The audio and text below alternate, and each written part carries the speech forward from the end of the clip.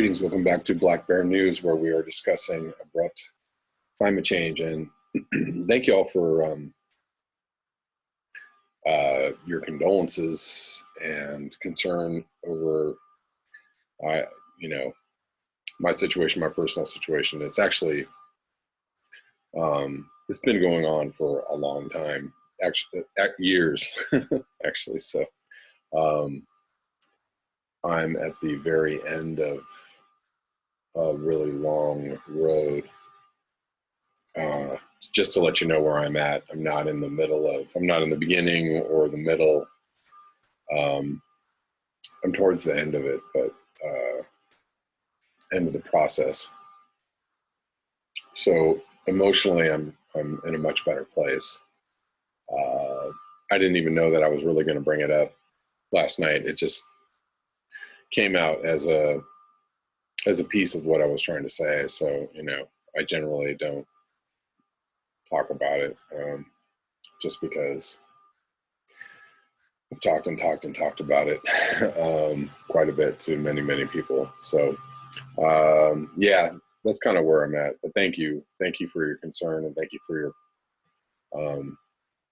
your care and your acknowledgement of what I'm doing on this channel. It all makes it worth it for me. So thank you. We would get into some articles. Obviously, Florence is still happening, coming towards the East Coast. Florence has been downgraded to a Category 2 hurricane as it approaches the U.S. East Coast. Storm is forecast to be extremely dangerous major hurricane when it nears the U.S. coast late Thursday and Friday. The National Hurricane Center says, as of 11 p.m. Eastern Time, the NHC says Florence was centered about 280 miles southeast of Wilmington, North Carolina, and about 325 miles east-southeast of Myrtle Beach, South Carolina. It's moving at about 17 miles per hour with maximum sustained winds of 110 miles per hour. That's still very, very big winds. The storm center will approach the coast of North Carolina or South Carolina in the hurricane warning area Thursday and Friday and move slowly near the coastline through Saturday, the NHC says. The track has shifted somewhat south and west, throwing Georgia into peril as Florence moves inland. More than 10 million residents in North and South Carolina and Virginia are under a storm watch or warning. 5.25 million people are under hurricane warnings and watches, and another 4.89 million under tropical storm watches and warnings, according to the National Weather Service. There is another storm on the other side of the planet. Super Typhoon Mangkhut, predicted to be most powerful storm since records began and presents great danger to Hong Kong.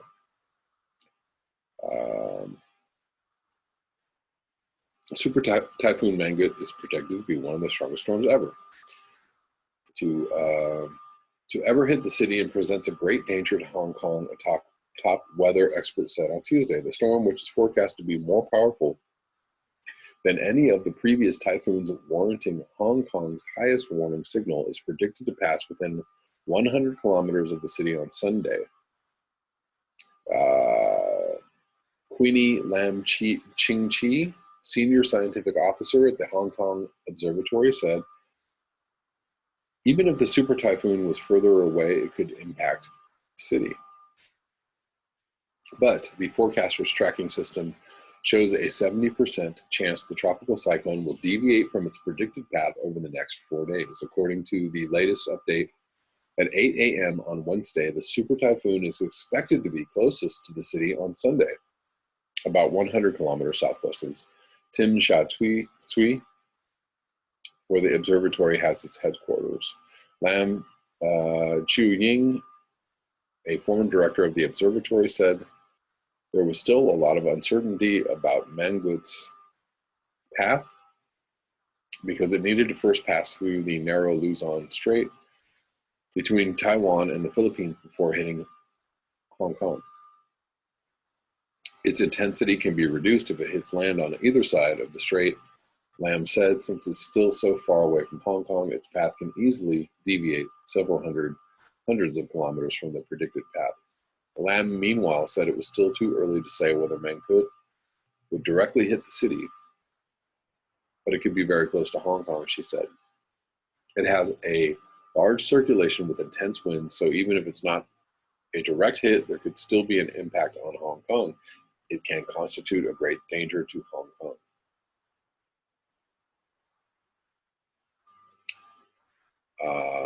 Lam said the weather on Sunday would be relatively adverse, with low-lying areas facing risks of flooding and seawater intrusion. She advised citizens to take typhoon precautions beforehand. She added that the observatory would issue appropriate warning signals based on the actual situation.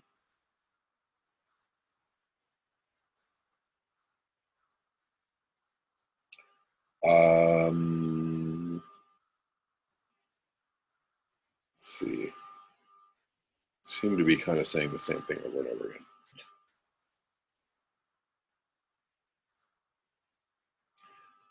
Taiwan braces for impact from the same typhoon. A number 10 tropical cyclone warning signal indicates that a typhoon's intensity is expected to reach at least 180 kilometers per hour, 73 miles per hour, and gusts may reach 220 kilometers per hour.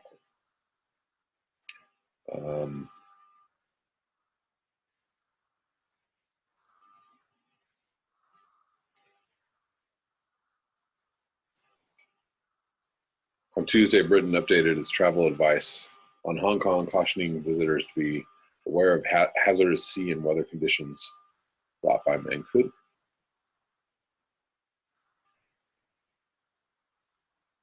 All right.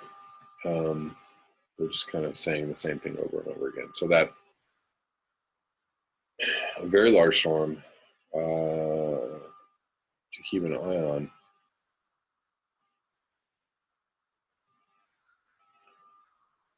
Moving on, probably a lot of people are talking about this story. This is from today. UN chief, world has less than 2 years to avoid runaway climate change. Attention,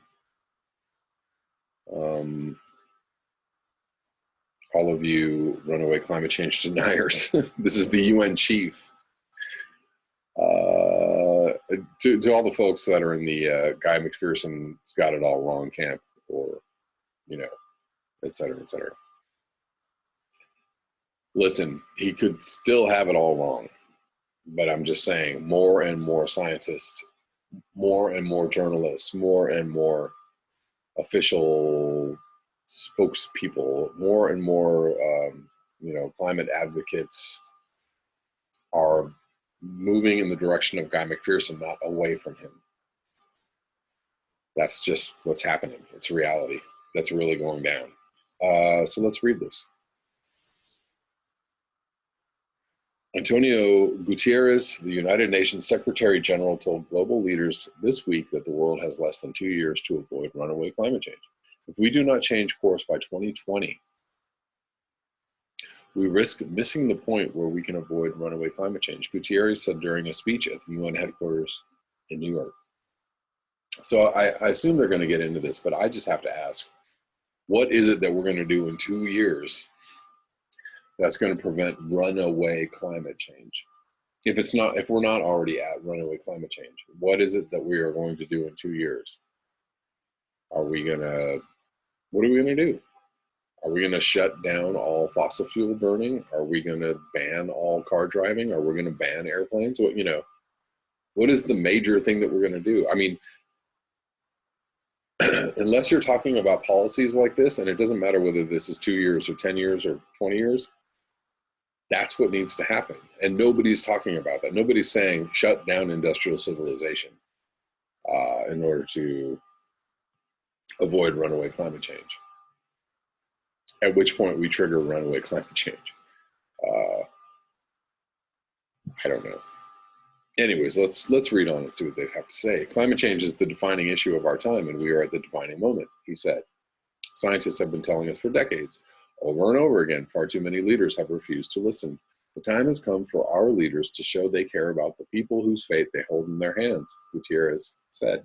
We need to rapidly shift away from our dependence on fossil fuels. Gutierrez praised the Paris climate, so the shift away. That's where the language gets dicey, right? It's not stop using fossil fuels. It's shift away, meaning we gotta, whatever, nuclear, renewables, et cetera, et cetera. They're not addressing this truthfully. They're still not addressing this truthfully. Gutierrez praised the Paris Climate Accord during his address, but also called for more efforts to reduce the emissions that scientists say have been warming the planet over the past century. These targets were really the bare minimum to avoid the worst impacts of climate change, Gutierrez said. But scientists tell us that we are far off track. According to a UN study, the commitments made so far by the parties to the Paris Agreement represent just 1/3 of what is needed. And those commitments definitely aren't within the next 2 years. The goal of the Paris Agreement is to limit global warming to 2 degrees Celsius above pre-industrial levels in order to prevent what many scientists say would be catastrophic impacts on the global climate. President Trump withdrew the U.S. from the pact last year, a move that separated the U.S. from the rest of the world on climate change. At the time, Trump called the climate change agreement unfair at the highest level to the United States. Gutierrez on Monday also rejected claims from critics who say that shifting away from fossil fuels like oil and coal would be costly, calling that notion hogwash. Okay, well, sorry there, Gutierrez. You lost me on that one. Over the past decade, extreme weather and the health impact of burning fossil fuels have cost the American economy at least $240 billion a year, Gutierrez said. Costs will explode by 50% in the coming decade alone. By 2030, the loss of productivity caused by a hotter world could cost the global economy $2 trillion. Gutierrez called on world leaders to step up their efforts to combat climate change. What we still lack, even after the Paris Agreement, is leadership and the ambition to do what is needed. He said, also, Mr. Gutierrez, we lack the truth, even from you. Also shifting away from fossil fuels actually takes fossil fuels to build all the cars and build all the solar panels and build all the, I'm assuming they're going to be like, let's build nuclear power plants. Yeah. Anyways, I thought this was going to be a really great kind of article and something super hard hitting, but it turned out to be the most meh thing I've read in a while. So let's read about ships in the Arctic. Apparently Cosco's Northern Sea route triumph overshadowed by collision in the Arctic. Cosco's heavy lift vessel TNN called at the French port of Rouen yesterday evening to much fanfare, having sailed through the Arctic for the first time. The conclusion of the voyage, however, came at a time when the fragile, frozen region came close yesterday to a major catastrophe. Oh boy, environmental groups are increasingly concerned about the impact of more Arctic transits. Yesterday, early morning, a barge broke its mooring and alighted with the berthed Ro-Ro Zapolyarny in Dudinka port in the center of the Russian Arctic. The barge was okay, while the Ro-Ro suffered dents in its stern. I don't even know what that is. The Cosco vessel, meanwhile, carrying wind farm equipment, left China's Lianyungang port on August 4th and arrived at Rouen After after a 33-day voyage, Cosco has not commented on what fuel it used for the voyage, despite calls from NGO Clean Arctic Alliance. In 2013, the Cosco heavy lift vessel Yongcheng became China's first merchant vessel sailing through the Arctic, and after that, Cosco has sent a total of 10 vessels on Arctic routes. In a white paper expounding its Arctic policy earlier this year, Beijing stated its hopes for merchant ships and even tankers to ply new routes via the Arctic Circle to advance its Belt and Road Initiative. The Cosco voyage is one of several notable Arctic trips underway at the moment. The brand new 3600 Venta Maersk is currently off northern Japan as it makes its way along the Northern Sea route, becoming the first container ship to make this journey. The Clean Arctic Alliance's lead advisor, Xian Prior, commented on the risks of more vessels transiting the Northern Sea route. With Arctic summer sea ice at approximately half the extent it was in the 1970s and half the volume, and following the news that the region's strongest sea ice has broken up twice this year, for the first time on record, using heavy fuel oil to power shipping in the Arctic is a poor choice. It not only increases the risk of oil spills, but also generates emissions of black carbon, which exacerbate the melting of both sea and glacier ice in the Arctic region. In April 2018, the International Maritime Organization's Marine Environment Protection Committee agreed to move forward on consideration of an Arctic ban on heavy fuel oil, which is already banned in Antarctic waters.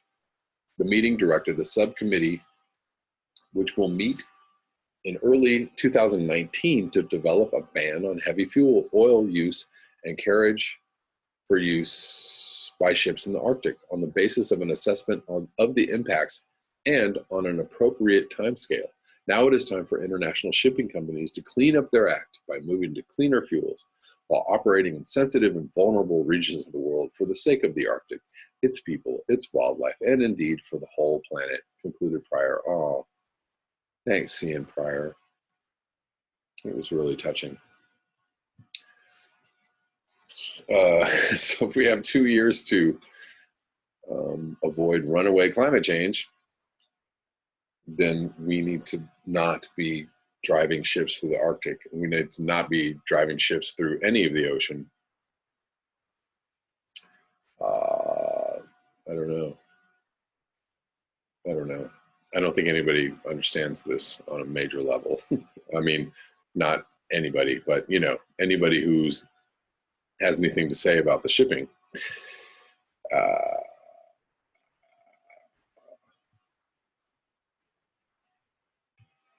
Well, let's move on to another article. This is from yesterday. I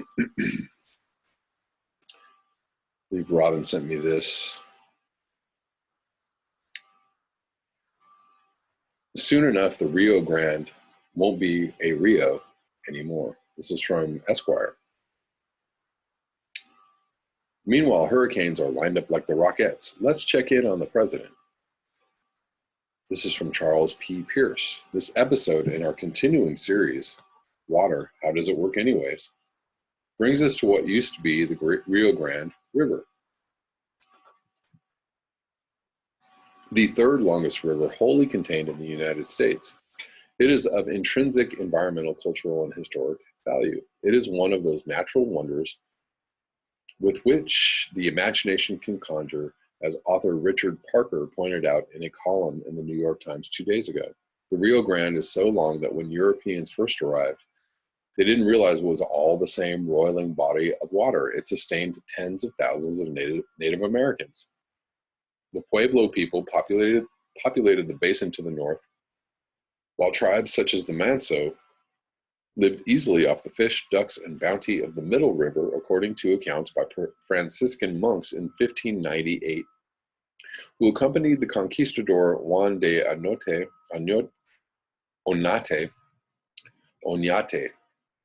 let me pronounce that correctly, Juan de Oñate, when his expedition forded the river. Downstream, wrote the historian Paul Horgan in his book on the Rio Grande Great River, published in 1954, the river at Presidio came among willows, cottonwood, lilacs, mountains with attendant clouds, emerald green fields, and pink sand, threw a sweetness in the air made from all these together. Some Native Americans called the river Pasoque, or Big River. The Spanish named the lower stretch Rio Palmas for its thicket of palms. The problem is that between overuse and the climate crisis, which has reduced the upland snowpack that has fed the river for millennia, the Rio Grande is ceasing to be a river. The Times has published several stories about the slow death of the Rio Grande, one in 2015 and one last May. The situation, as the newspaper pointed out last May, has passed dire on its way to catastrophic. The Rio Grande is a classic feast or famine river, with a dry year of 2, typically followed by a couple of wet years that allow for recovery.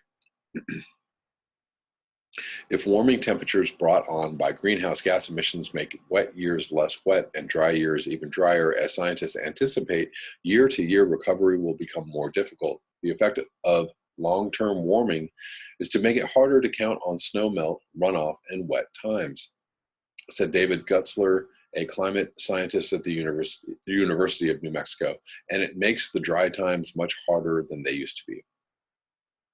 With spring runoff about 1/6 of average and more than 90% of New Mexico in severe to exceptional drought, spring runoff is 1/6 of average. Conditions here are extreme. Even in wetter years, long stretches of the riverbed eventually dry as water is diverted to farmers. But this year, the drying began a couple of months earlier than usual. Some people are concerned that it may dry as far as Albuquerque, 75 miles north. More than 500,000 people live in Albuquerque. Thought I'd point that out. But in his column on Saturday, Parker raises a rather deeper question. I've always associated myself with the statement of environmentalist Joseph Wood Crutch that if we do not permit the earth to produce beauty and joy, it will in the end not produce food either. Parker asks the same question in a different way. If we don't think we need the Rio Grande for its water, are we willing to save it for its own sake? The answer to that question is deep in whatever's left of the American soul. Meanwhile, out in the Atlantic, tropical depressions, tropical storms, and hurricanes are lined up like the Rockettes from here to Africa. Florence is scheduled to drop in on the Carolinas sometime on Monday or Tuesday. Much of their power derives from the work of those crafty Chinese climate hoaxers. Luckily, however, the president is right on top of the nation's serious environmental threats. And a quote from Donald J. Trump: "Windmills are the greatest threat to the U.S. in the U.S. to both bald and golden eagles. Media claims fictional global warming is worse. The ways we are so very screwed increase by the hour."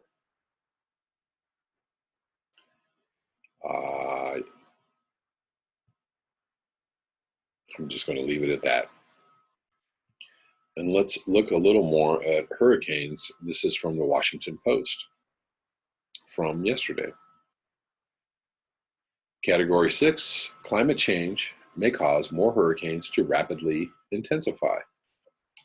A new study shows that we have a lot to worry about when it comes to changing hurricanes as the planet warms.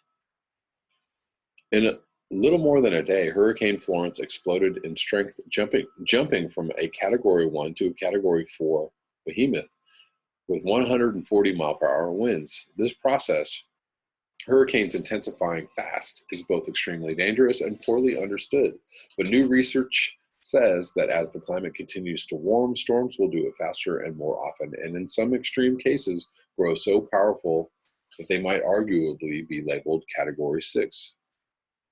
The new science is a testament to the growing ability of supercomputing to power simulations of the planet that show the future of massive features like the atmosphere and oceans, but still also maintain enough detail to capture smaller ones like Category 4 and 5 hurricanes. That's how a model created at the National Oceanic and Atmospheric Administration's Geophysical Fluid Dynamics Laboratory generated the new findings and identified how fast intensifying storms could make things a whole bunch worse later in this century. The reason, later in the century, the reason there are going to be more major hurricanes is not necessarily that there are going to be that many more storms. It's really the fact that those storms are going to get there faster, said Kiran Bhatia, lead author of the new research in the Journal of Climate. Bhatia completed the work while a graduate researcher at Princeton University and the nearby NOAA laboratory. We've already seen the signs in the past several years of ultra-intense hurricanes that get that way by explosively intensifying. Last year's Hurricane Maria, for instance, spun up from a mere tropical depression into a Category 5 storm in just over 2 days. Or 2015's Hurricane Patricia, whose winds in the eastern Pacific exceeded 210 miles per hour, more than 50 miles per hour stronger than the weakest Category 5 storms. Carrie Emanuel, an expert on hurricanes and climate change at MIT, said in an email that the research may prove a game changer in climate hurricane studies. Emanuel was not directly involved in the work. The study draws on enhanced computer power to achieve something that until now has been very difficult: capturing a reasonable representation of hurricanes and a global climate change model that simulates both the atmosphere and the oceans. Dividing the globe up into squares roughly 16 miles by 16 miles in size, researchers were able to simulate Category 4 and 5 storms, and where they currently occur around the globe, not perfectly, but in a way that was broadly representative. But when researchers then moved from simulating the hurricanes of the late 20th century to those of the future under the middle-of-the-road climate change scenario, they found big changes. For the period between 2016 and 2035, there were more hurricanes in general and 11% more hurricanes of the Category 3, 4, and 5 classes. By the end of the century, there were 20% more of the worst storms. What's more, the research found that storms of super extreme intensity with maximum sustained winds above 190 miles per hour also became more common. While it only found 9 of these storms in a simulation of the late 20th century climate, it found 32 for the period from 2016 to 2035 and 72 for the period from 2081 to 2100.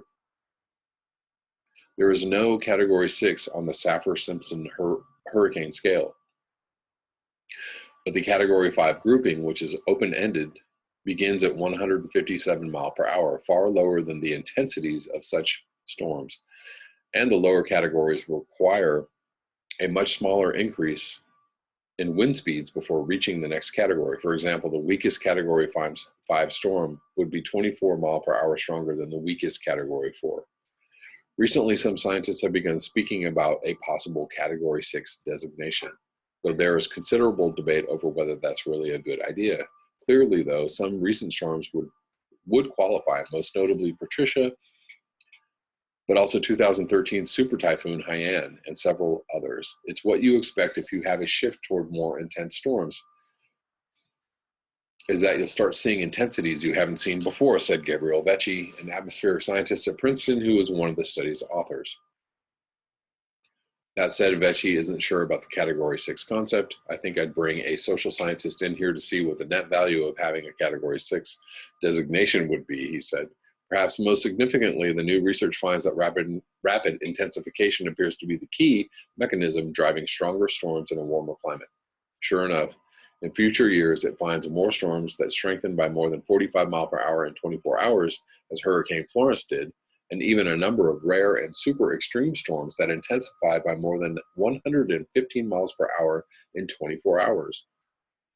To understand why rapid intensification matters, consider the globe's current population of tropical cyclones, which are variously termed hurricanes, typhoons, and just cyclones, depending on the region. There are many relatively weak ones, Category 1 and 2, but also many dangerous and intense storms with winds that exceed 130 miles per hour. The difference between the two groups, prior research has found, is often a difficult to forecast process in which the hurricane rapidly strengthens, usually in the presence of highly favorable environmental conditions such as extra warm seas to considerable depths, lots of available humidity in the air, and slack winds around the storm. Because warmer ocean conditions are exactly what climate change is expected to produce, it has been natural to wonder whether more fast intensifying storms will be in the offing. Now, the research has suggested that this will indeed be the case. Granted, the forward-looking study by Bhatia and his colleagues remains agnostic about precisely what is happening right now, a period in which we are already seeing very strong storms, such as Patricia.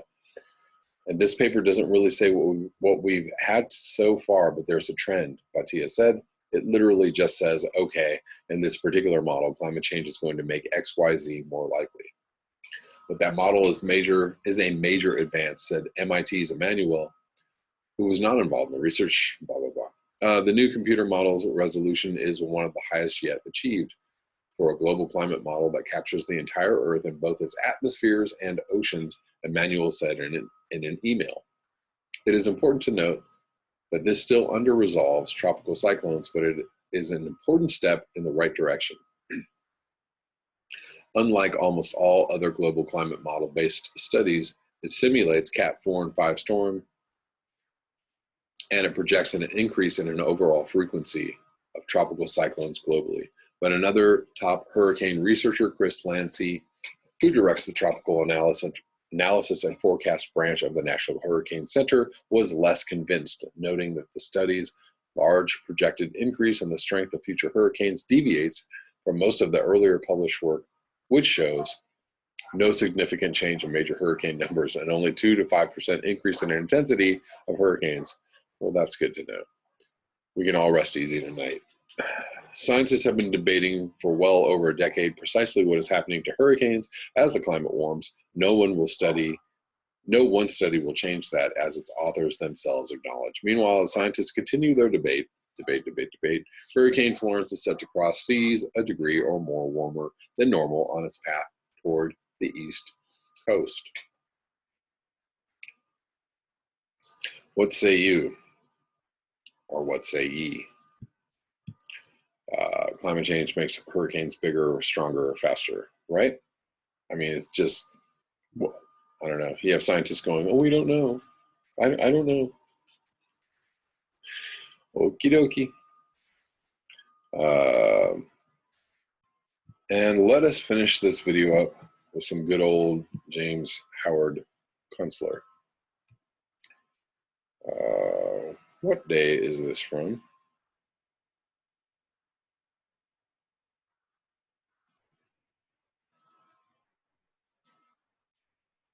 I don't know. It says the date of the email is July 13th, 2018. I'm not really sure. Well, let's go to the blog site. Let's just go to the source, shall we? And see what we can see. It is indeed from July 13th, 2018. This is called Hope and Change Are at Hand. It seems unfair that the earnest polymath Elon Musk should go broke in the electric car business while Kylie Jenner becomes a billionaire at age 20 hawking lip gloss on Snapchat. But that's how the American dream rolls these days, these late days of empire. Perhaps the lesson here for all you MBA wannabes is that Mr. Musk could switch his production facilities from cars to lip gloss, of course, to successfully market his new line of cosmetics on social media. Elon might have to consider sexual reassignment surgery unless he could persuade American men via Facebook and Twitter that lip enhancement boosts male self-esteem almost as much as the purchase of a Ford F-450 pickup truck at a laughable fraction of the cost. Which raises an interesting question. If President Donald Trump's most winning personal feature is that magnificent golden hairdo, why doesn't he or his family get out of the pain-in-the-ass hotel business with all its construction and maintenance issues and dirty sheets and just put out shampoo? He is obviously adept at Twitter marketing and surely scores high in global brand recognition, which raises any number of other major questions about the proper functioning of the U.S. economy. For instance, millions of Americans, especially at Kylie J's generation, are wasting their lives working dead-end minimum wage jobs personing the nation's fry-o-later stations when they could start billion-dollar cosmetic companies. After all, if you really want to be successful in this land of success stories, don't you have to first look and feel successful? Perhaps that's all you really need. Forget all those pain in the ass products with their vexing assembly line, packing, and shipping problems. Just get America feeling great about itself, starting with that most important person in the room, you. Only two things stand in the way: tattoos and blubber. At the rate our fellow citizens are adorning themselves with inky autobiographies, even fewer will want to cover up their personal messaging with icky makeup. And the remorseless increase in body size implies a concomitant increase in available epidermal sites for said personal messaging. So maybe the tattoo industry ought to be the basis of the next American economy. Most electric cars and journey to Mars, not electric cars and journeys to Mars, or even lip gloss. Just think of all those empty brick and mortar retail spaces out there begging to become ink spots. I may be wrong about this, but I haven't heard of any tattoo billionaires yet. Who will dare to be the first? Yet another Kardashian? With oldest sibling Kim Kardashian West considering a run for the White House in 2024, the nation can finally cast aside the bygone business model of pain-in-the-ass manufacturing altogether and concentrate on the more important matters of personal grooming, branding, networking, and leveraging the unfulfilled wishes of the countless under-tattooed into an economy once again on the move. Imagine the effect that a President Kim KW will have on the by then ancient monster of the East, Vladimir Putin, in their first summit meeting. Will have no more election trouble from those meddlesome Kremlin thugs. Maybe the pair will ride horses shirtless together in the amazing display of glasnost and international cooperation. Don't despair, readers, fellow Americans, and whoever else might be looking at this in the NSA back office. Hope and change are finally in the wind for real. 200 years of swinging pickaxes in the coal mines, sweating on the assembly line, and toiling on the loading dock are coming to an end. The singularity is almost at hand, and surprisingly not the one that Ray Kurzweil ordered. Who needs orgasmic, polymorphic superintelligence in all the parallel universes beyond the end of time when you can reach for brand supremacy here in this best of all possible worlds? Kylie J., you go, girl. Had absolutely nothing to do with climate change, but I liked that. Always like the JHK. I'm going to link all of these articles in the description box below. Thank you always for your comments and your support and your links and your discussions. And thank you for your financial support, always. Over the last few weeks, we've got some good contributions, and thank you so much. It really, really helps to keep this channel going. Thank you also for your eyes, your ears, and your conscience. If you would like to support this channel, you can do so at the links below. Until next time, peace.